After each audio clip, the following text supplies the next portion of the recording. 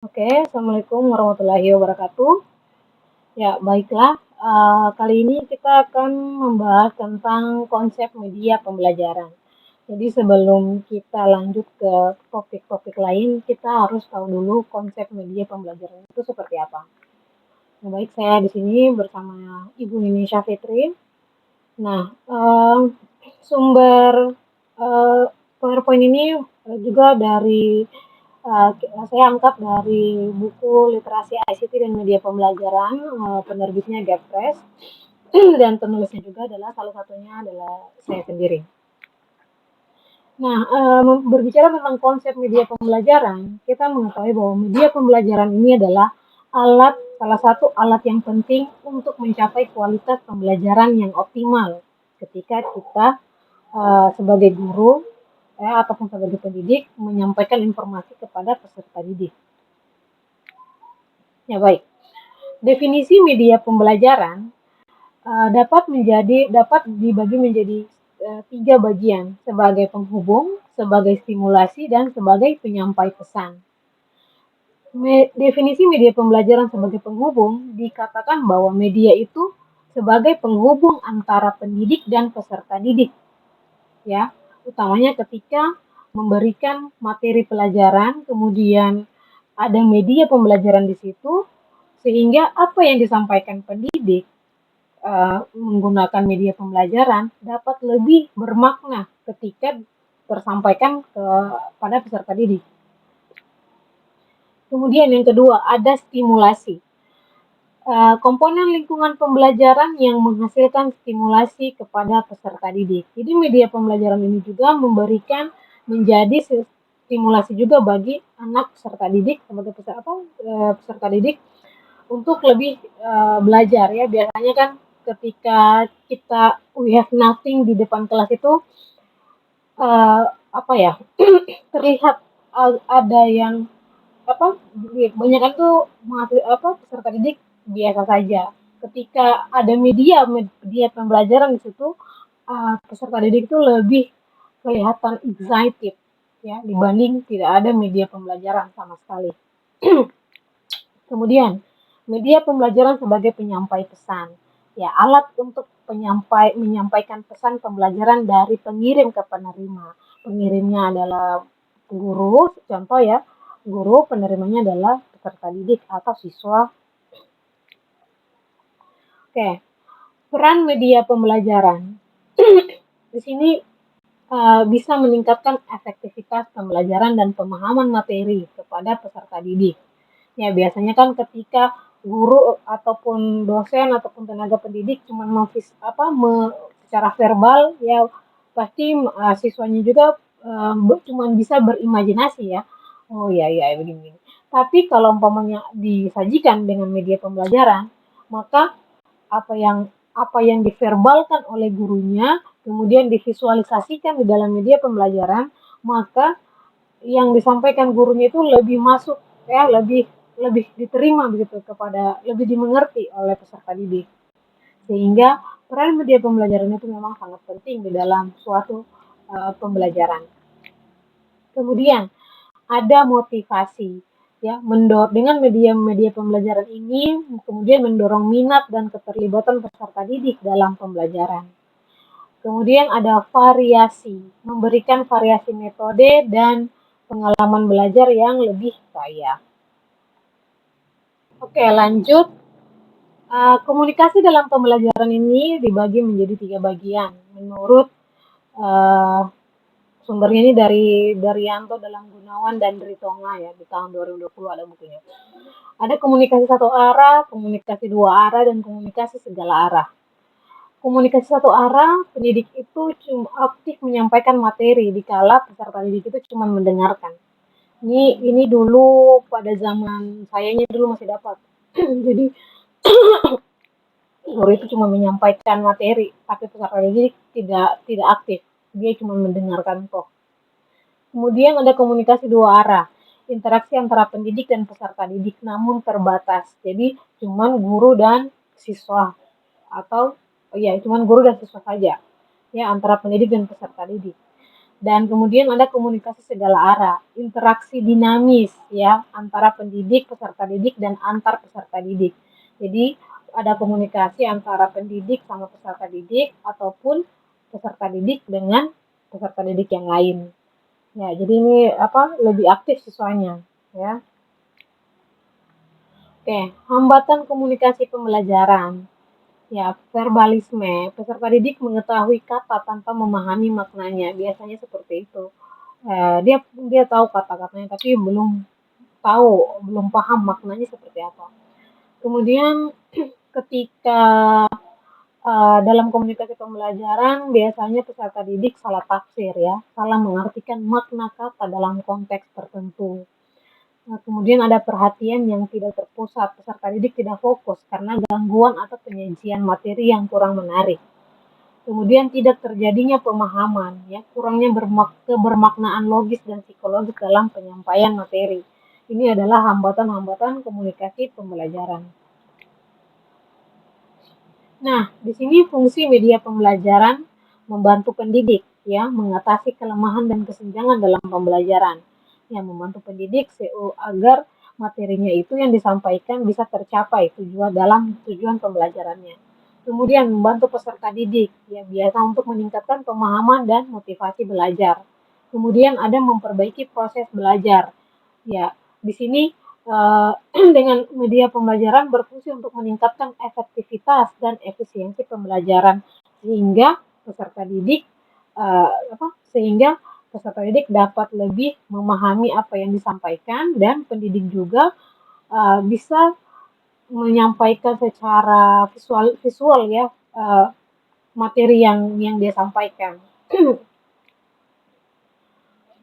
Oke, terus peningkatan produktivitas pembelajaran. Ya, media membantu peserta didik itu lebih cepat memahami materi. Kemudian penggunaan waktu yang lebih efisien dalam penyampaian materi. Dan kemudian media itu bisa membantu mengurangi beban penyampaian materi oleh pendidik. Jadi apa mungkin maksudnya yang dirasa sulit untuk disampaikan ketika divisualisasikan, ya pendidik juga guru dapat tertolong ya. Jadi kayak teman-teman yang sementara ikut PLP ya menggunakan media itu sangat tertolong sekali dibanding tidak ada media sama sekali yang digunakan. Oke, pengembangan aktivitas psikologis peserta didik ya dengan media bisa membantu mengembangkan kemampuan analisis peserta didik ya kemudian meningkatkan keterampilan penalaran dalam memahami materi dan mendorong kreativitas peserta didik dalam merencanakan program pendidikan. Juga membantu mengintegrasikan pesan pembelajaran dengan materi ilmiah pendukung. Manfaat media untuk peserta didik.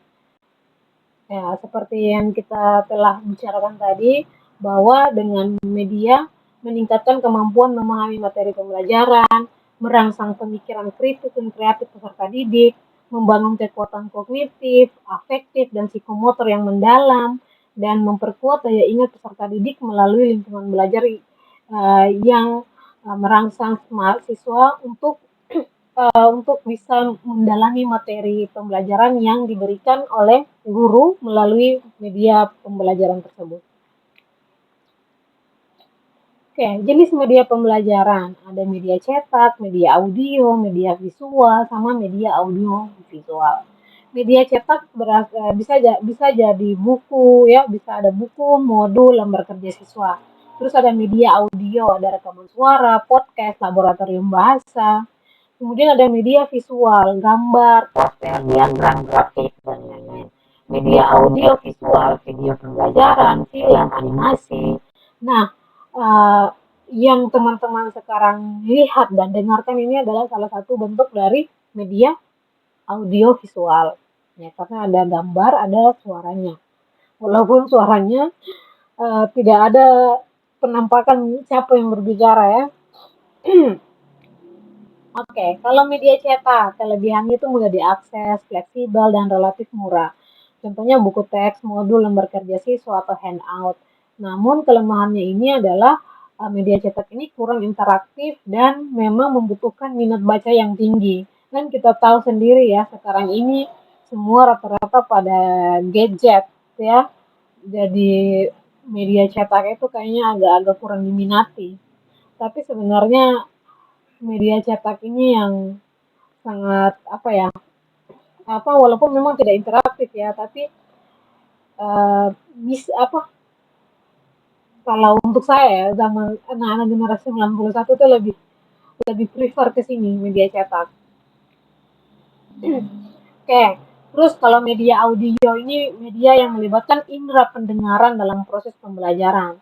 Contohnya ada rekaman suara, podcast, dan laboratorium bahasa. Ya, karena biasa di laboratorium bahasa itu kita mendengarkan ya, atau tidak mungkin biasa podcast yang teman-teman bisa pernah dengar-dengar di Spotify mungkin atau di apa lagi namanya noise ya. Tuh. Manfaatnya meningkatkan kemampuan mendengarkan dan mengembangkan kreativitas dalam suara. Nah, jadi biasanya ada juga kan peserta didik yang cuman apa yang condongnya itu mendengarkan saja. Ketika dia mendengarkan, oh dia sudah tangkap apa maksudnya. Ada juga yang cuma bisa melihat, oh dia bisa condong visualnya gitu. Oke, kelebihan media audio. Pertama, meningkatkan motivasi siswa dalam belajar. Kemudian dapat memudahkan siswa memahami materi pelajaran. Ya, ini mungkin ya, kalau menurut saya dia eh, apa berlaku kepada siswa yang gaya belajarnya itu audio, ya, ataupun audio visual. Eh, Memberikan pengalaman belajar yang lebih variatif dan interaktif dan dapat diakses kapan saja dan di mana saja. Kayak kelemahannya kurang dalam memberikan informasi visual, kemudian kurang sesuai untuk materi pelajaran yang kompleks atau abstrak ya, biasanya ya yang kurang itu contoh kayak mungkin matematika ya yang memberikan banyak sekali yang harus dijelaskan ya, harus di jangan dengan kata-kata, harus dengan visualnya. Ya, kemudian dapat menimbulkan perbedaan interpretasi antara pendengar, perbedaan persepsi. Kayak media visual, media yang mengandalkan indera penglihatan dalam proses pembelajaran. Jenis medianya ini media visual non-proyektif dan proyektif. Contohnya gambar, grafik, poster, slide, foto, animasi. Kelebihannya meningkatkan daya tarik dan minat siswa dalam pembelajaran, memudahkan pemahaman konsep dan memperjelas materi pelajaran, kemudian meningkatkan keterlibatan siswa dalam proses pembelajaran dan meningkatkan daya ingat siswa terhadap materi pembelajaran. Kemudian kelemahan media visual, memerlukan biaya yang cukup tinggi untuk produksi dan distribusi, membutuhkan keterampilan teknis tertentu dalam penggunaan dan pengoperasiannya, memerlukan waktu yang lebih lama untuk persiapan dan dapat mengalihkan perhatian siswa dari tujuan pembelajaran jika terlalu menghibur. Ya biasanya seperti itu. Karena terlalu banyak nih embel-embelnya, jadi fokusnya itu apa agak-agak hilang ya. Nah ini perpaduan antara audio dan visual, media audiovisual, media yang menyajikan suara dan gambar secara bersamaan. Jenisnya ada media audiovisual diam dan media audiovisual gerak. Contoh, video pembelajaran, film dokumenter, animasi dengan suara. Ya, kelebihan media audiovisual yaitu meningkatkan minat dan daya tarik siswa terhadap materi pembelajaran, kemudian meningkatkan pemahaman siswa terhadap konsep dan materi pelajaran, memperkaya pengalaman belajar siswa dengan penggunaan teknologi multimedia, dan tentu saja memperkuat daya ingat siswa terhadap materi pelajaran. Nah, kelemahan media audiovisual biasanya biayanya cukup tinggi untuk produksi. Kemudian memerlukan keterampilan teknis tertentu dalam penggunaan dan pengoperasiannya. Ya, pastinya. Kemudian waktu persiapannya bisa memerlukan waktu yang lebih lama ya dikala penyajiannya singkat ya. Potensi pengalihan dapat menjadi terlalu menghibur sehingga mengalihkan dari tujuan pembelajaran. Oke, media multimedia. Definisinya penggabungan penggunaan teks, gambar, animasi, foto, video, dan suara. Karakteristiknya bersifat digital dan mampu memberikan pengalaman belajar yang kaya. dan fleksibilitasnya dapat disesuaikan dengan kemampuan pembelajar dan fasilitas yang tersedia. Kelebihan media multimedia ini interaktif, ya, memberikan pengalaman belajar yang lebih menyenangkan dan interaktif, kemudian menyediakan informasi dalam berbagai bentuk media, motivasinya tentu saja meningkatkan motivasi belajar siswa dan kemudian dapat diakses dengan mudah dan fleksibel.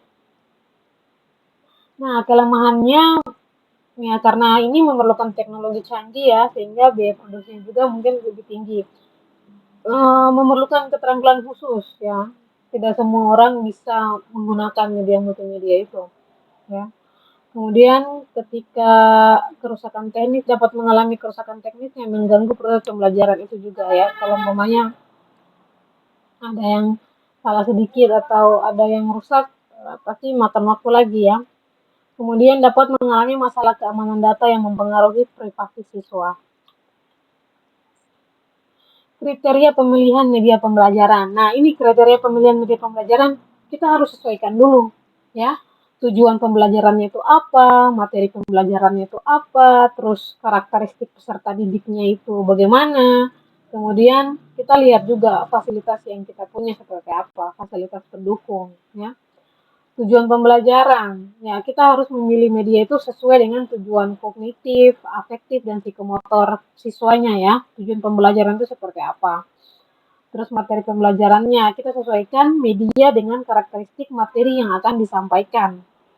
Kemudian karakteristik peserta didik, mempertimbangkan kesiapan dan karakteristik peserta didik. Dan memilih media sesuai dengan ketersediaan fasilitas di sekolah ya. Kalau pemain tidak ada listrik, ya bisa jadi mungkin media media cetak boleh ya.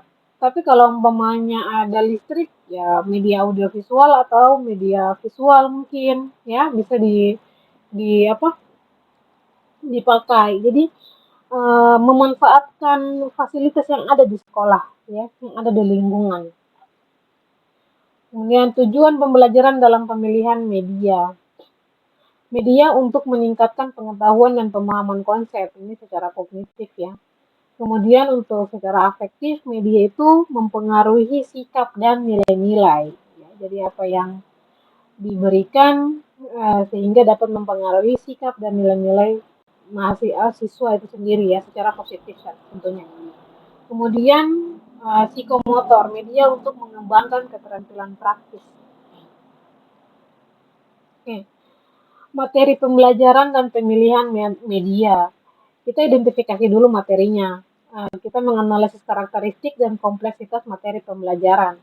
Kemudian kita melakukan pemilihan media. Memilih media itu yang sesuai untuk menjelaskan materi secara efektif.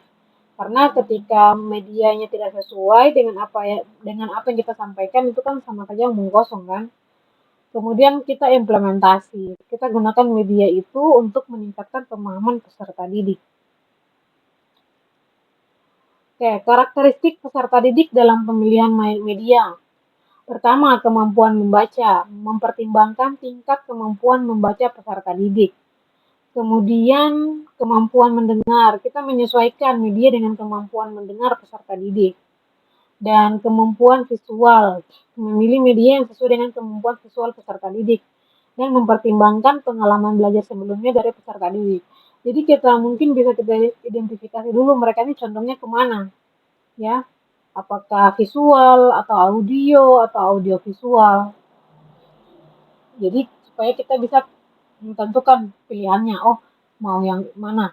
Atau mungkin mau dicoba-coba juga bahwa oh visual dulu, terus audio lagi, terus besoknya lagi audio visual.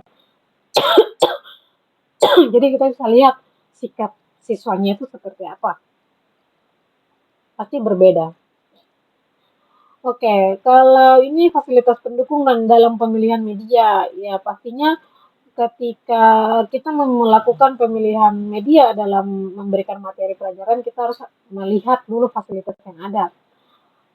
Contoh ya, pertama itu ketersediaan listrik. Ada tidak ketersediaan listrik untuk mungkin ya mau pakai media elektronik. Kemudian ruang kelas, ya menyesuaikan media dengan kondisi dengan ukuran ruang kelas. Ya. Kemudian memastikan ketersediaan peralatan pendukung mungkin seperti proyektor atau fokus ya atau komputer yang ada atau tidak. Kalau tidak ya mungkin pakai media cetak. Kalau ada berarti kita mungkin pakai PowerPoint atau video ya atau audio lah tergantung yang tergantung fasilitas yang ada. Kemudian kita siapkan juga alternatif media jika fasilitas utama tidak tersedia. Ya, jadi mungkin karena ini zamannya digital, semua tentang elektronik. Tapi pas tiba di tempat PLP ataupun di tempat mengajar tidak ada, nah itu kita harus siapkan alternatif. Terus kemampuan guru dalam penggunaan media. Ya, guru mengikuti pelatihan penggunaan media pembelajaran. Ya, biasanya banyak nih sekarang webinar-webinar atau workshop. Kemudian pengembangan keterampilan. Guru mengembangkan keterampilan membuat dan menggunakan media sederhana. Ini sudah apa? Sudah banyak juga nih disampaikan di apa? disampaikan. Biasanya mereka pakai kalau buru-buru pada kemarin pakai tanpa edu ini dalam namanya tanpa edu itu kan apa diajarkan mereka biasanya. Terus guru menerapkan penggunaan media dalam proses pembelajaran dan kemudian ada evaluasi apakah efektif tidak penggunaan media tersebut. Kemudian dilakukan perbaikan. Nah, ini pertimbangan biaya, anggarannya seperti apa, terus efisiensi tidak, efisien atau tidak, perawatannya susah atau mudah, kemudian ya alternatif murah mengembangkannya, murah dan mudah dibuat. Ini pertimbangan-pertimbangan biaya ketika kita dalam memilih media. Apakah bisa dijangkau atau tidak? Ya. Oke. Saya pikir itu saja untuk pertemuan kali ini. Nanti kita ketemu lagi di pertemuan berikutnya. Semoga apa yang disampaikan bisa bermanfaat untuk teman-teman yang utamanya lagi sedang melakukan PLP atau pengenalan lingkungan persekolahan di sekolah-sekolah. Sampai jumpa di pertemuan berikutnya. Wabillahi taufiq wal hidayah. Wassalamualaikum warahmatullahi wabarakatuh.